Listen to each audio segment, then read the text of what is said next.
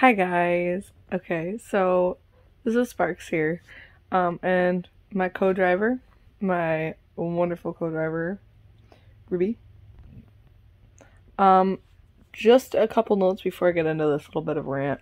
For one, I'm sorry if I constantly look at myself. I'm autistic and I really, really, really struggle with where to look excuse me. Um where to look and like eye contact. That just is a struggle for me.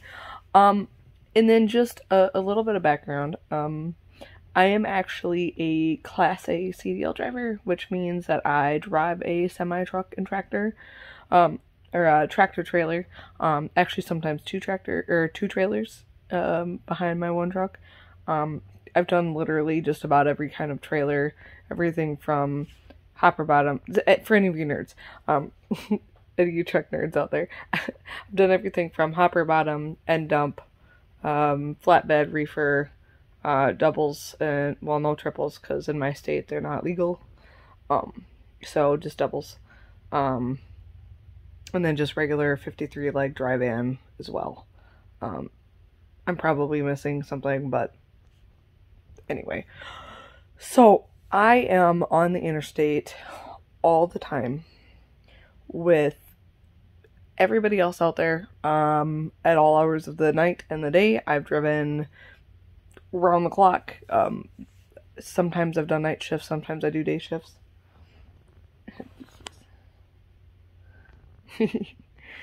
Sometimes I've done night shifts, sometimes I do day shifts, so I've driven in rush hour traffic and times of the night where there's a lot of drunks out on the road, and in all weather conditions. Everything from downpouring rain to negative 30-degree Fahrenheit weather, to driven through blizzards and through heat and through thunderstorms, and so I do have a few years of experience driving in all sorts of nonsense with all sorts of other nonsense drivers out on the road.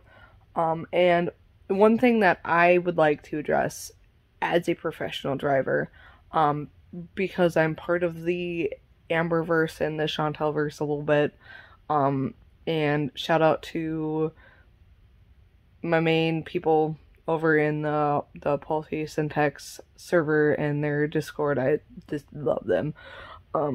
Milk Tea is another one of my favorites. Like, love you guys. And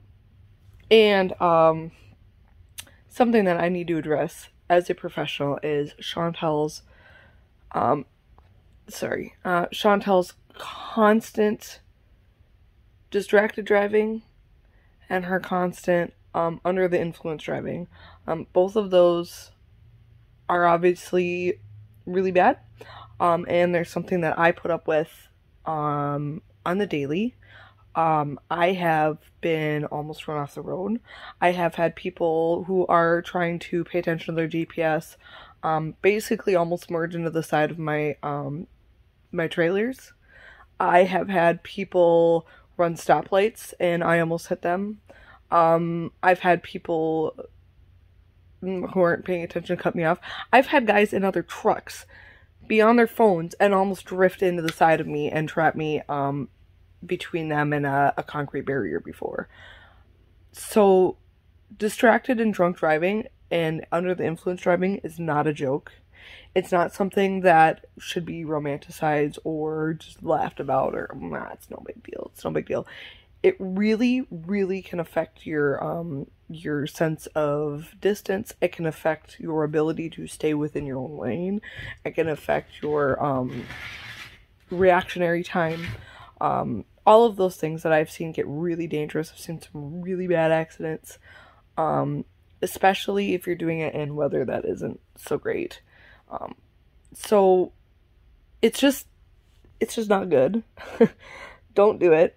And Chantal, I have other concerns when you are out on the road, streaming as well. And not only just the idea that I see you driving down the road and you're constantly looking at your chat. Like, she'll be looking like this and then like this again. Do you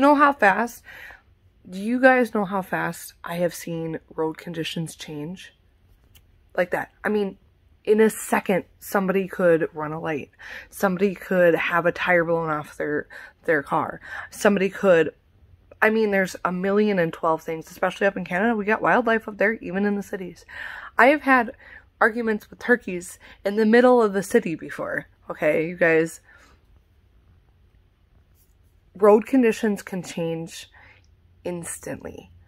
You cannot take your eyes off of the road. And I'm not just saying that as just, seriously, I have seen so much bullshit out on the interstate. It's crazy how fast road conditions can change, especially when you're dealing with other human beings behind other wheels of vehicles.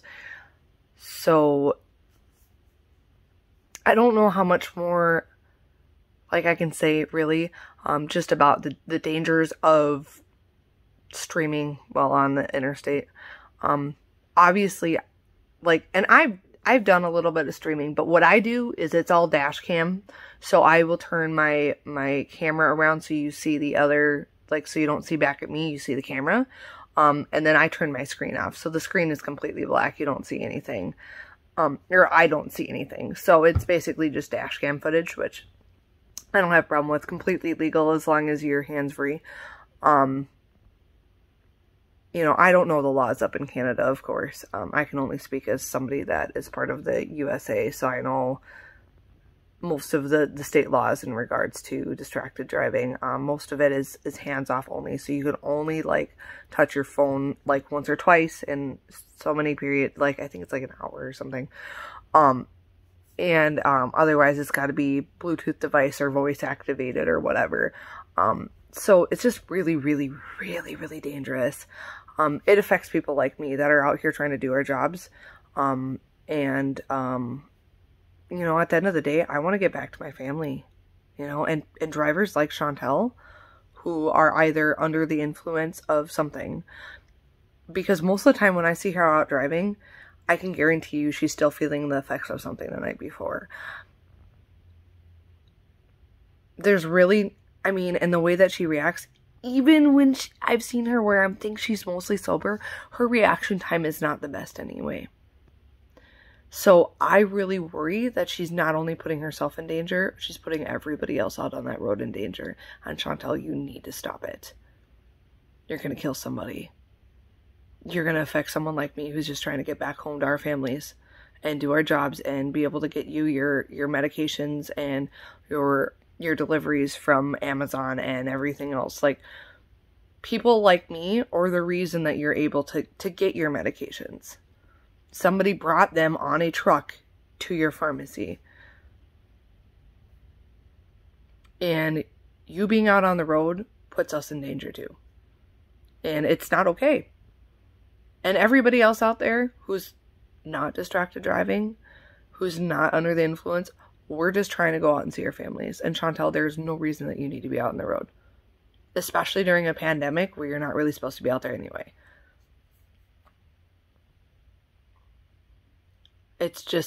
I'm sorry, but it's not okay. And what makes me even angrier is her chat that's constantly encouraging and supporting this. I'm going to say it one more time for the people in the back. People like me are just trying to get home to our families, and people like her are making that impossible. And it's not okay. It's a ticking time bomb, Chantal. You're going to kill somebody, and it's not okay. And the fact that people gloss over this, and in reaction channels in general, there's a lot of problematic shit that Chantal does, and I understand that, but this is probably the number one worst thing, because all of the other bullshit that she does puts just her at risk. When she goes out on the road under the influence, it puts everybody else at risk. What happens if she crosses a median and kills a family with kids in the car? It's possible. I've seen it happen. And just on another note, when she live streams, because she's got so many people that do not like her or that are obsessed with her, when you live stream, and especially when you have your GPS going, I don't have a problem with her having her GPS on, but just turn the sound off. You're looking over at your fucking phone anyway, so why does it matter?